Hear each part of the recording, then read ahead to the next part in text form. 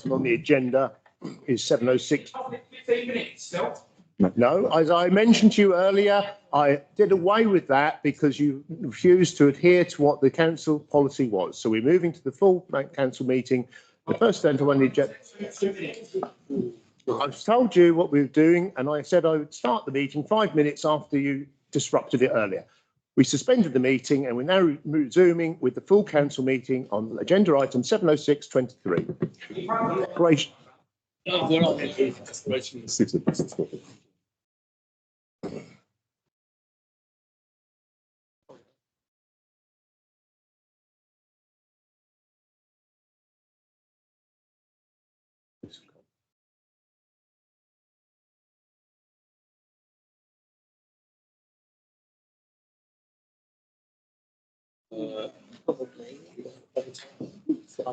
Yeah.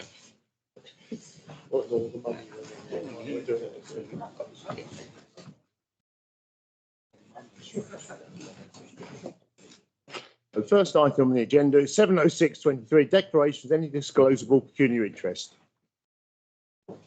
And thank you. 707.23, apologies for absence, please, Karen.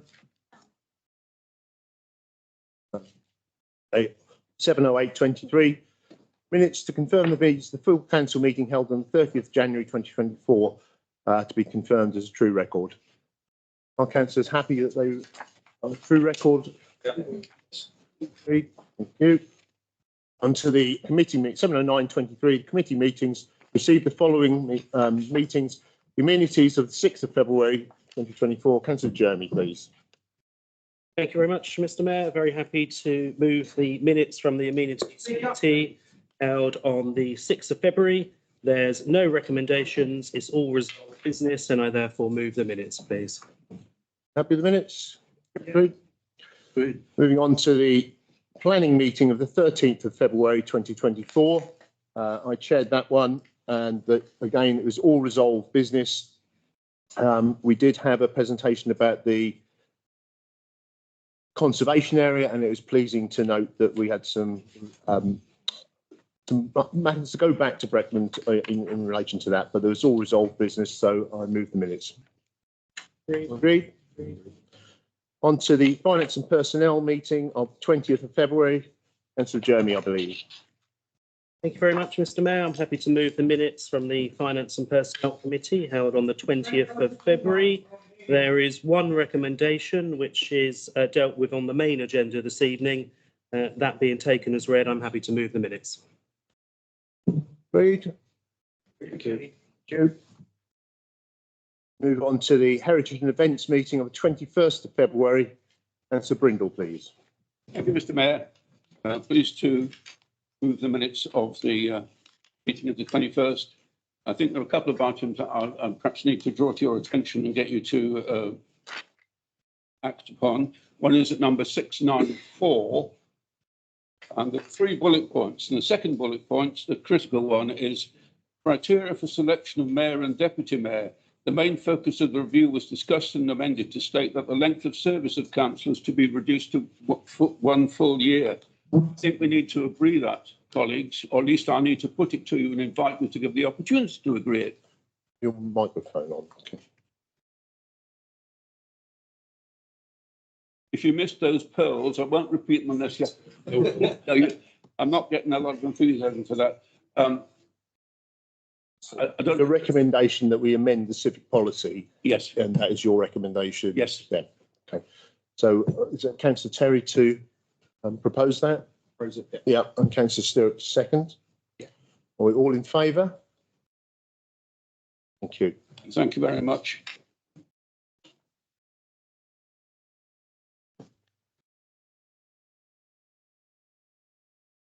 I think, colleagues, I just refer you to the last item. It is actually something that was taken below the line at the time, but I think it might be worth just getting you to look briefly at 705, which is the very last item. Because what is required is that the Heritage Committee invited the full council to agree to form a working group taken from a wider council and membership. So, pardon me, if you are interested in the Guildhall Heritage Legacy, would you like to serve on a subcommittee to decide how to take that forward? I'm looking really for 1 or 2 volunteers, so we have a mixture of councillors who are not on the committee and councillors who are on the committee. Are there any colleagues who would like to be involved in this? I don't speak into the mic. I don't think the speakers are working against the time. You're not using it. I'm happy to. Sit down. It's movable, Mike. I'm happy to take to discuss it with you afterwards if that's easier. But in the meantime, if you're now hearing me better, are there any volunteers? Yeah, thank you very much. Can we? I only need 2 really, unless we're going to run to 5. Can we take the first 2 who volunteered, Mr. Mayor? I'm happy for you to judge who you feel the most appropriate. Thank you very much. Your volunteering is accepted. Thanks very much, Mr. Mayor. Unless there are any other questions, that's all. Thank you. Thank you. So we move then on to 71023, nominations for the mayoral year 2024-25. Councillor Jeremy. Thank you very much, Mr. Mayor. I'm very pleased to nominate Councillor Chris Harvey for the role of mayor. He's served as a councillor now for 8 years, and if he is elected as mayor-elect, this will be his 9th mayoral year. He's well respected in his ward. He works diligently on behalf of local residents and the wider community, and I think he's served his year as deputy, supporting yourself, Mr. Mayor, very well. So on that basis, I've got no hesitation in nominating Councillor Chris Harvey for the role of mayor for the forthcoming mayoral year. Do I have a seconder, please? Councillor Land. Are there any other nominations? No? Well, if there's no other nominations, then I must congratulate you on your subject due to be willing to accept the post. Can I say a few words? Yeah. Thank you very much for that. I'm really honoured. I'm a local. When I first stood for council, I really had no intention of becoming mayor. It's something that I never really ever wanted to do, but I'm honoured that I've been re-elected 3 times by my residents, and I'm really honoured to be elected in by my colleagues now on the council. Thank you very much. I hope to serve you all.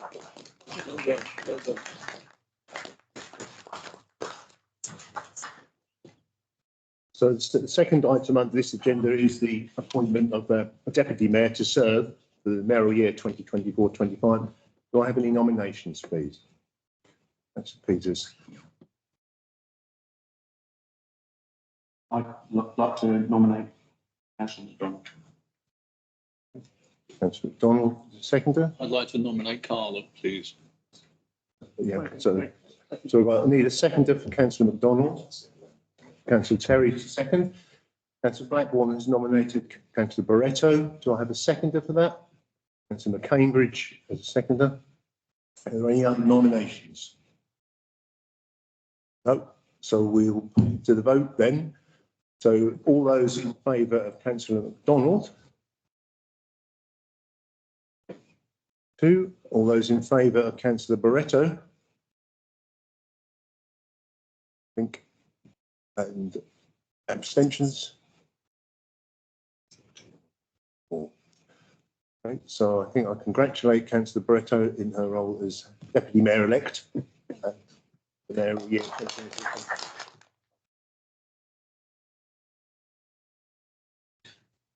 So we move on to 7/11/23, Mayor's remarks and report. I have had quite a busy February. Just like to comment upon the meeting that I attended on Friday with Councillor Terry and Councillor McDonald, who were present. It was a presentation by the Breckland YAB Youth Advisory Board and the West Norfolk YAB, and it was a very well presented proposal of trying to make us think twice about when play park equipment is being replaced, to just think inclusivity.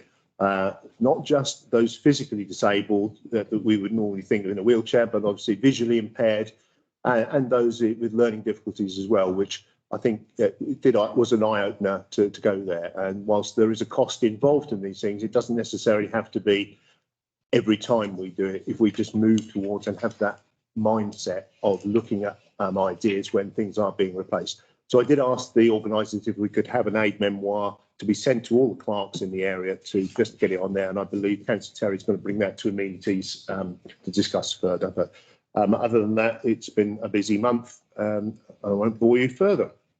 Hopefully you've been watching a bit of the Facebook and Twitter feed that I tried to get. Whilst the quality of photographs are not always that great, that gives you a measure of what we're up to. So a report from the board of GW Standing Forth charity. I think those board members who were there pretty much understand we're still on a journey to decide what we're going to do in terms of the structure, and that might be a bit more the next board meeting, which I think is scheduled next month. Other than that, I don't think there's too much to report unless other board members wish to comment. No, okay, thank you. We go on to Town Council representatives on other bodies, 71323. I'll just go around the table. As a tech. Thank you, Matt. I, along with yourself, as a board member of the Brecton Youth Advisory Board, attended the Barnum Broom Golf and Country Club presentation by the Brecton YAP team. After months of research, educational trips, and listening to first-hand experiences, young people from Brecton and West Norfolk have developed the Everyone Has the Right to Play pledge, through which any business, charity, institution or other organisation can support the campaign and commit to thinking inclusively when it comes to play areas and disability access. Those with physical, neurological challenges struggling to socialise, make new friends or enjoy themselves, because some parks may have only one or two pieces of equipment that are accessible, they are still unable to fully enjoy the park as a whole. It is totally unacceptable that the only full accessible park in the UK is as far as Exeter, when there is a high number of young people with disabilities in Norfolk.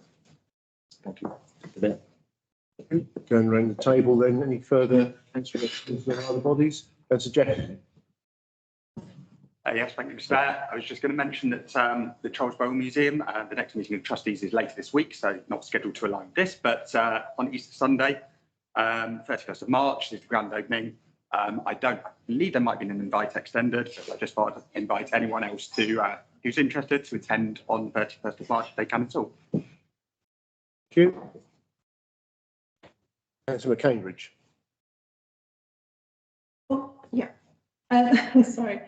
So I recently, is that too loud? That's normal. That's normal. Okay. Sorry. I recently attended the meeting and conference for the Brecton Net Zero, helping businesses to achieve net zero by working together and supporting and engaging with them. That's run by Brecton Council. So if anyone in any local businesses wants some more information on that, I would be happy to talk to them about it. Thank you. Anything further? Councillor McDonald. Thank you, Mr. Mayor. Just a point on STAG. So the Safer Thetford Action Group met for probably its last time in an open forum on 19th of January this year with 50 residents attending. It was a really useful meeting, but unfortunately the police now have a system countrywide which they call SNAP, which basically means they take what we were doing in that open forum and take it on the road. And so what that means is the first one took place on the 12th of February. And the same thing happens at those meetings as used to happen at our STAG. And they put forward their 3 priorities, what they'd like to be. Now, as it was held regularly in Thetford, our 3 priorities pretty much centred around Thetford and around the problems that the public feel we've got. Unfortunately, because it's gone on the road, the first time it moved, our #1 priority, which is street drinking, antisocial behaviour in the public space protection order area, was dropped in favour of speeding on a village road. Now, I'm sure that that village is, believes that's a really important thing, but if we want priorities to lay with Thetford, then we need to attend those meetings. and we need to do it in force, unfortunately. And that's just an unfortunate side effect of them taking it on the road. Yes, it opens it up to more of their region, but it does limit us. And so I would mention that the next meeting is on the 13th of May at Goodiston. There will be advertising through the town council pages so that anybody who wishes to attend can go to that meeting. Thank you. Thank you. Any further representation on? Thank you. We'll move on to reports from county and district councillors, 71423.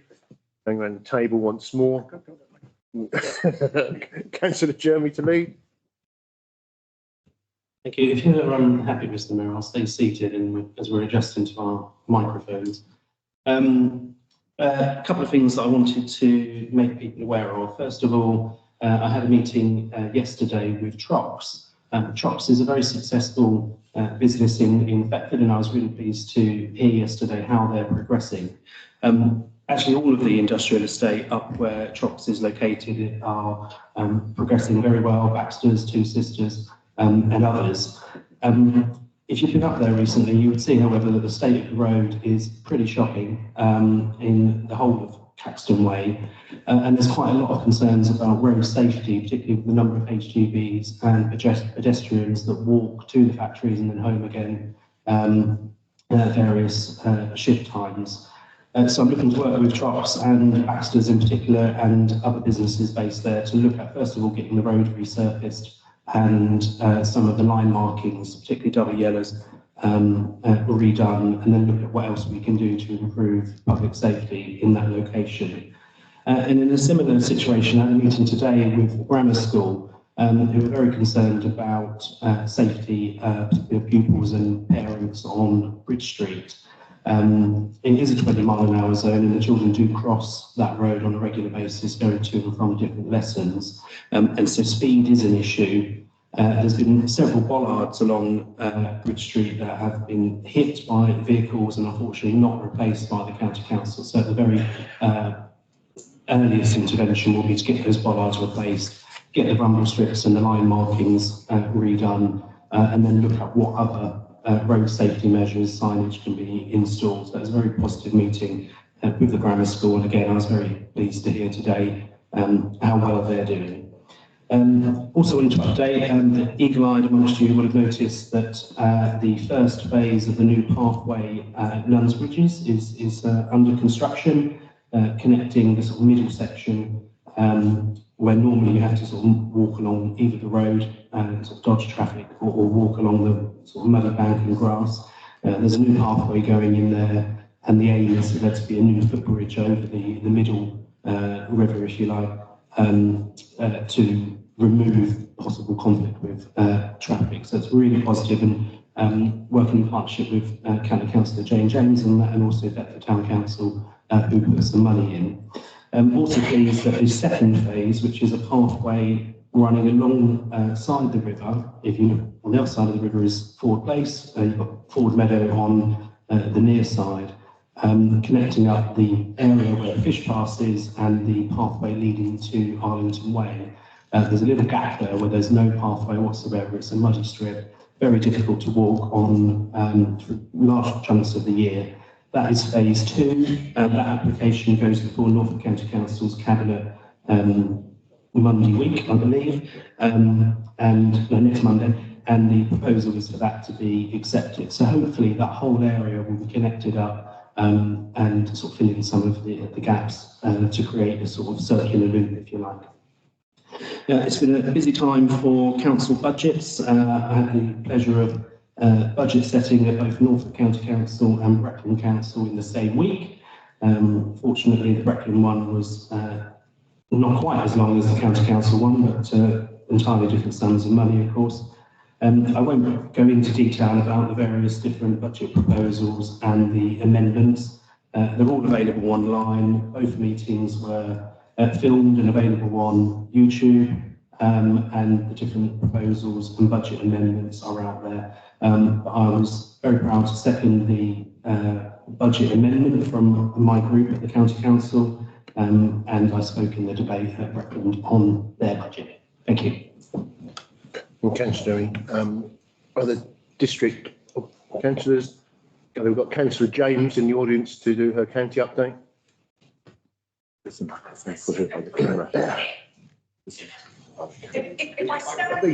just there. Yeah.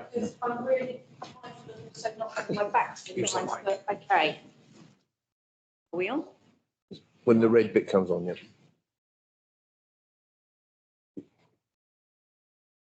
yeah. And are we on? Shouldn't encourage me. Thank you.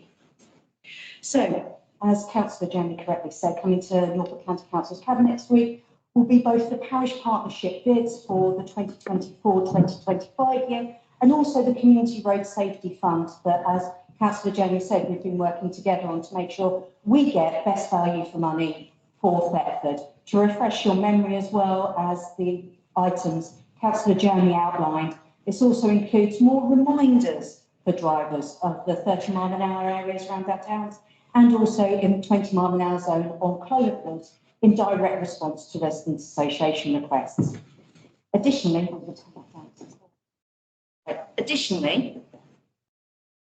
we will be considering the investment of £457 million over the next 3 financial years in Norfolk's highways and transport to ensure residents can get around the country and have a choice, a county even, and have a choice as to how they do that. That ranges from highways maintenance and bus services up to major schemes like the Long Stratton Bypass, the Norwich Western Link and the West Winch Housing Access Road to keep Norfolk moving. I was really privileged to attend the Portuguese Embassy and Consulate at the invitation of Councillor Barreto, along with the Mayor and Councillor Brindle. It was really good to pull all 3 levels of local government together and develop our understanding of how we can all work together for the benefit of our residents. Follow-ups are in the diary to take ideas forward.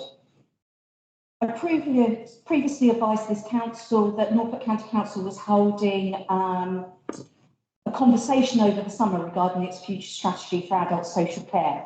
Those responses have now been collated and have helped shape that strategy. It's now working its way through the joyous Norfolk County Council system, People and Select Committee a little while back, and then it will be considered at Cabinet and then on to full council before it can be fully adopted, should full council choose that. I'm also really excited, and this is hot off the press, so bear with me whilst I blur through it. Norfolk County Council has secured Department of Health and Social Care funding from the Adult Social Care Accelerating Reform Fund to expand our proof of concept pilot project, Tech Skills for Life, that's been running in the west of Norfolk to across the whole of Norfolk and Waveney. You're all going to ask me, what does that mean for Thetford? Well, we've identified Thetford as a key area where some interventions needed. It's going to benefit from this fantastic project, which will help reduce digital exclusion through supporting people by using tech, not just for employment, study, skills and accessing services, but also impacting lives through combating social isolation, loneliness and improving wellbeing. Keeping on the tech front, I was privileged enough to be presenting awards at the recent Techathon, which was a fantastic half-term, 2-day event that Norfolk County Council sponsor, along with Aviva, the Norwich University for the Arts and Anglian Water. And that was putting young people between about the age of 8 and 18, looking at real life challenges and coming up with tech solutions. I have to say, they were really exciting opportunities.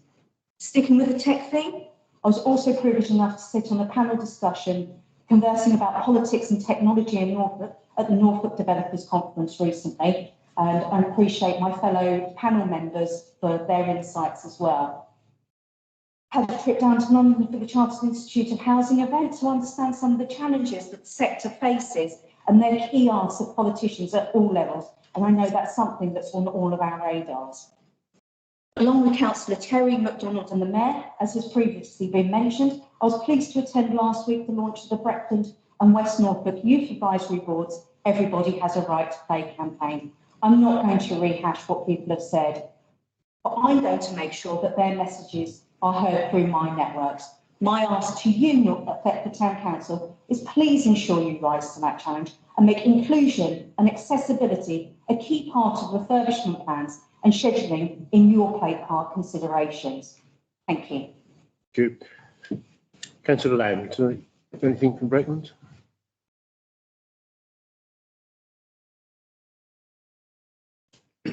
When it goes, needs to go red. You're on. Thank you very much. In my joint position as both a volunteer for the Charles Borrell Centre Community Shop and also Breckland councillor, I've in the past and still do write out lots of household referral grants. At Breckland last week, I was able to put an amendment to the budget asking for a budget neutral process to reinstall the household referral grants, which have been actually stopped by the government, and I was hoping to get those grants funded by Breckland through other means, budget neutral. Unfortunately, we failed. Any other Breckland councillors? Councillor Harvey. Yeah, sorry. I've just got a couple. I fully support what Councillor Land has said. The household support referral has been a lifesaver for lots of our residents, and the fact that it might be done away with is not. But on a totally different subject now, I've had a couple of meetings with flagship housing, some good, some bad. We had a meeting at Farnham Cross Church Hall, and we now have 7 community champions for our ward who will go about helping people there. But on the downside, I've got some meetings with flagship in the next 2 weeks over the state of our garages, or their garages. It's amazed me that they've put people's rent up but don't repair the garages. It seems to me they're a lot like the present government. You pay more but get less. Thank you. So we move now on to 71523, Declaration of Climate and Ecological Emergency. Councillor Cambridge to lead, I believe. Thank you. I remain seated as well, if that's okay. So you may have seen the recent headlines. For the first time, the world's experienced 12 consecutive months of global temperatures 1.5 degrees warmer than pre-industrial temperatures. That's just 150 years ago. And this means that the world is a step closer to missing the international treaty Paris Agreement made in 2015 to pursue efforts to limit the temperature increase to 1.5 degrees Celsius. Reaching this risks unleashing severe climate change impacts. For each fraction of a degree that the planet continues to warm, the more severe the impacts. And if activities continue as they are now, by 2100, we are on track to reach 4 degrees of warming, which would make large areas of the planet uninhabitable. This warming means that sea levels are rising, that storms are increasing in strength and frequency. Droughts and flooding significantly impact homes and food availability. Species around the world are becoming extinct, and we face a future where many people will be forced to leave their homes and countries and seek refuge. And the warmer it gets, the faster and more frequently we see these impacts. By 2040, just 16 years from now, we will likely see areas of East Anglia permanently underwater. The way things are now, by 2100, most of London could be submerged. We're also losing green spaces, losing wild space and losing species entirely. In the UK, there are 73 million less birds than there were 50 years ago. That's a loss of almost a third of our wild birds. And in fact, reports show that since 1970, we have lost half of biodiversity overall. This is absolutely staggering. And this is almost entirely caused by human activity. The greenhouse gases released into the atmosphere and the destruction of wild habitats. In a system of overdevelopment with a focus on making money rather than improving lives and a culture of overconsumerism. So all of this is why it's so important that we take this moment to reflect on what it means to be facing these crises and to act swiftly and with purpose to bring about positive change. The Town Council has its responsibility to the people of Thetford, and it is so important that we all play a part in making things better for the next generation, not taking away from them. The Town Council has made progress in protecting green spaces and enhancing biodiversity. We now have wildflower meadows to better support insect and flora. We're improving management of green spaces through grazing and a better understanding of the land that's owned. Nest boxes are being put up around the town to support wild bird species, and peat-free compost and water-saving plant pots are used for planting. But there is a lot more that we can do throughout the town to promote and enhance wildlife, and there is a lot to be done to reduce the carbon and waste generated by council activities and to engage with, educate and support local people. With focus and funding, we can achieve much more. And while some projects will cost money, it's also important to recognise that others will save money, looking at things like solar panels. So this is why I'm bringing this proposal for Thetford Town Council to declare a climate and ecological emergency. This declaration would formalise the council's commitment to take action on the climate and biodiversity crises, and this is relevant for all councillors and all committees. The proposal is for all council meetings and committees to consider carbon and ecological impacts of decisions made wherever relevant, for the Amenities Committee to implement a climate action plan and a biodiversity policy, and a fund to enable us to make a start on implementing these plans. It's the action we take after this declaration that will protect Thetford's communities and help our town to flourish in the face of these crises. Thank you.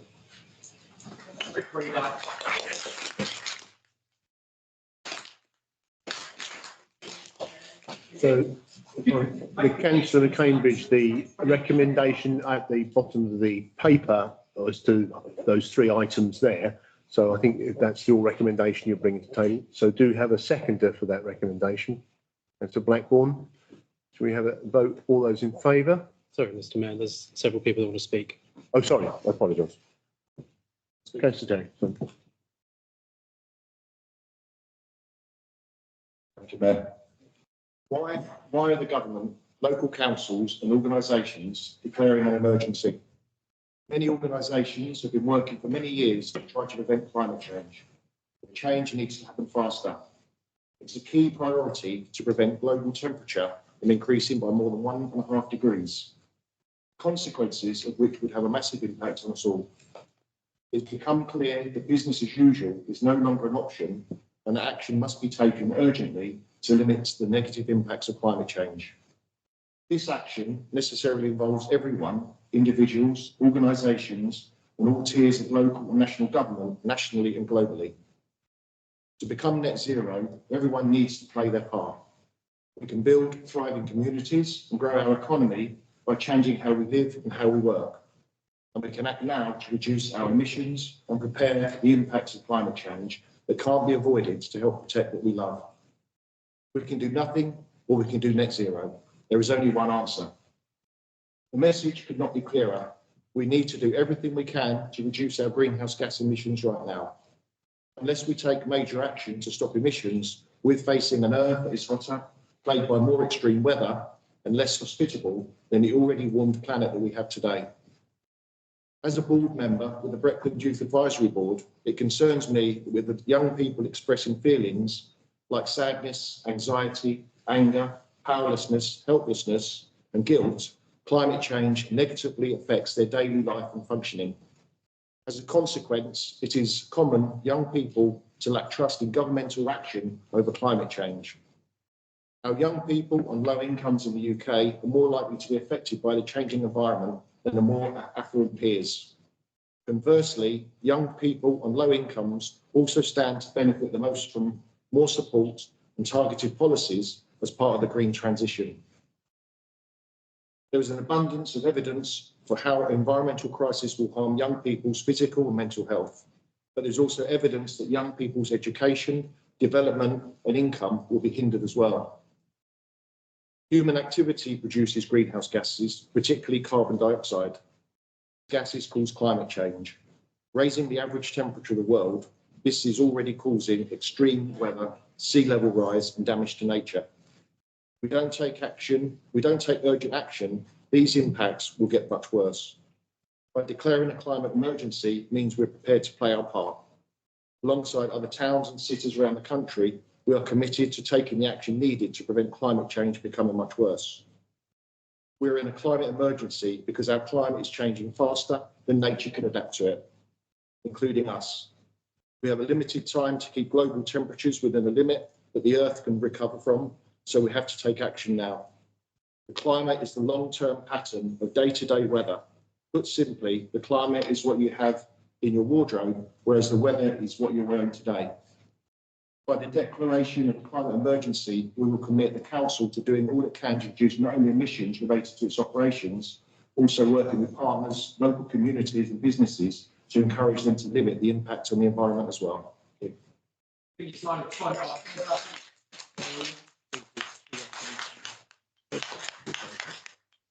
you. I stopped the emergency. I wanted to speak on this. The whole time. Quiet, please, from the audience. I wanted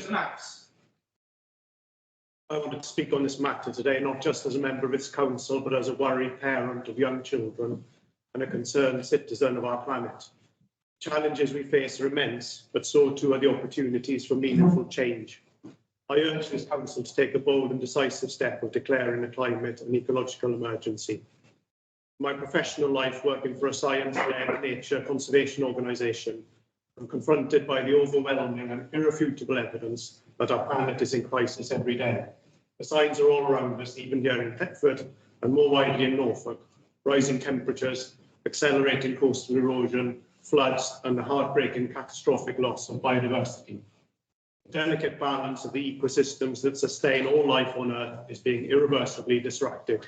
We can't afford to turn a blind eye any longer.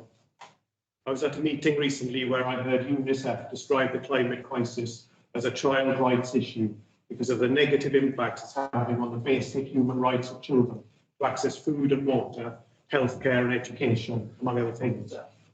We have a moral obligation to future generations to take meaningful action to address the climate and ecological crisis. Failure to act now will only lead to more suffering for ourselves and for those who come after us, and particularly for the more vulnerable members of our society. By declaring a climate and ecological emergency, we send a powerful message to our community and to the world. We signal loud and clear the severity of this situation and commit ourselves to urgent action. This declaration will serve as a rallying cry, galvanising the support for the transformative measures that are needed to mitigate the impacts of climate change and protect our precious ecosystems. Of course, declaring an emergency is only the first step. We must be committed to follow through with concrete actions that reflect the urgency of the situation. We can go into this with determination and hope. Let's see this declaration as an opportunity to lead by example, to harness our collective creativity and ingenuity, and to build a more sustainable and resilient future for all. I believe that together we can rise to the challenge before us and create a world where our children and grandchildren can thrive. I urge each and every one of you to support this motion and to stand on the right side of history. There is no planet B. The time for action is now. Thank you.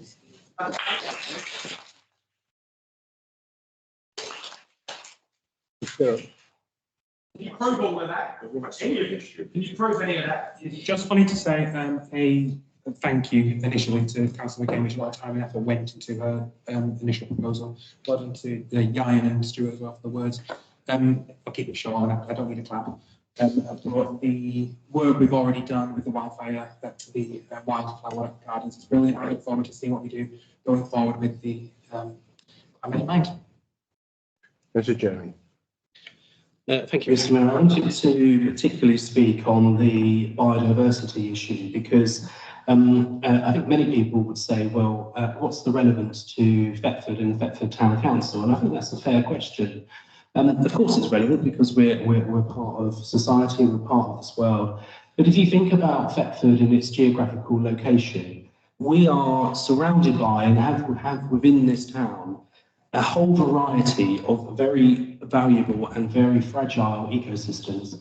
If you think about the river network and the rare chalk streams, if you think about Thetford Forest, if you think about Barnham Common, the example of chalk heathland, many of those locations we as Thetford Town Council own. We have a direct responsibility to influence how they are managed and how they are used to best promote biodiversity. And as has been mentioned, the council has already been doing a lot, but we can do so much more. We own Castle Park, Melford Common, Barnham Common, we own all sorts of buildings as a Thetford Town Council. We are actually a very big landowner and property owner, so therefore we can have a very direct, very positive impact. So for me, the biodiversity action plan is particularly pertinent and something that I feel we can make a big positive difference to improve biodiversity in Thetford in a positive way. So on that basis, Chairman, I'm very happy to support the recommendation. Thank you. Any further speakers? Research at the Club of Rights. So we've got, Councillor Lang. Thank you, Chair. I'll keep it short, like Councillor Stirrup. I think it's easy to put forward these motions if they're just tokenistic. We look like we're doing something. But given the amount of money that's been put in towards this, I'm very pleased to support this proposal on the basis that it will make a real difference. Thank you. No further speakers. I'll go to the vote then. We have already a proposal and seconded. All those in favour? Unanimous. Thank you. 71623, formal decision regarding the relocation from King's House.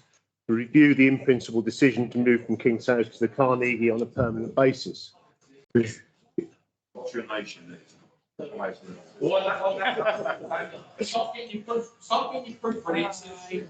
In research, all right. Can I ask the public gallery to be quiet, please? We're trying to conduct a meeting. That is shocking. How could you read that out? What on earth's going on? So we have made the in-principle decision to move from King's House to the Carnegie. We're now looking to ratify that on a permanent basis, decide whether the in-principle decision is a permanent move from King's House. I don't know who wants to speak to this. The clerk, maybe give us the background. Sure. Thank you very much.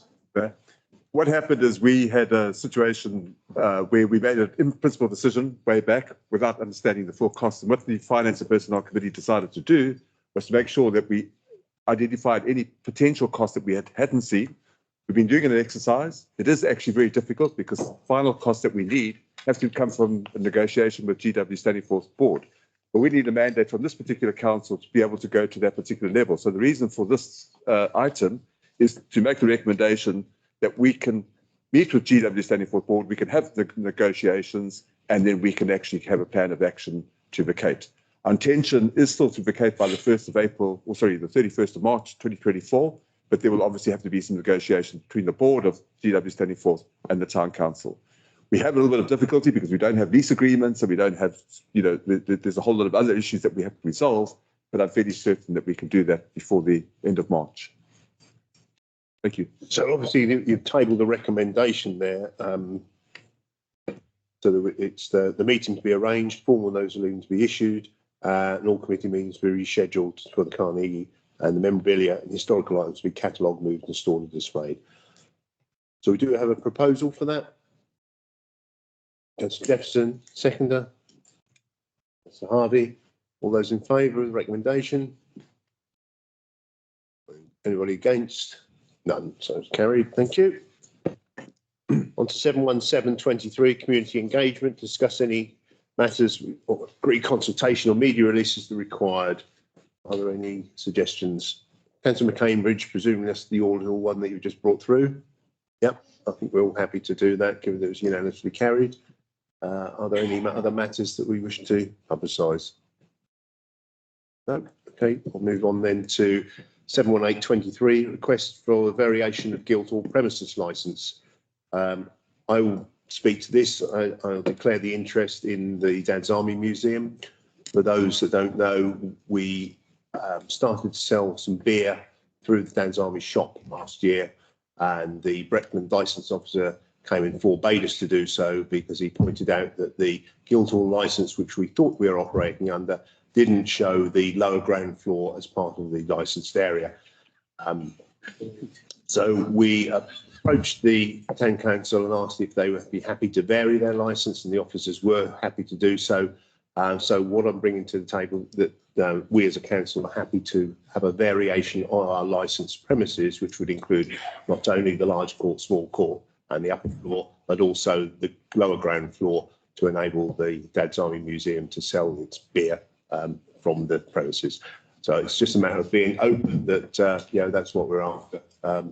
Anybody want to speak to, for, or against it? Councillor Peters. Just if we've only got a licence for here and the other bit, how is the British Legion operating? British Legion has its own licence. Yes. Yeah.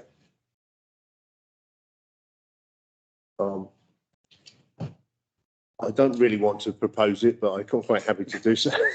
Happy to propose, Ron. Seconder? Councillor Barretto. All those in favour of the variation?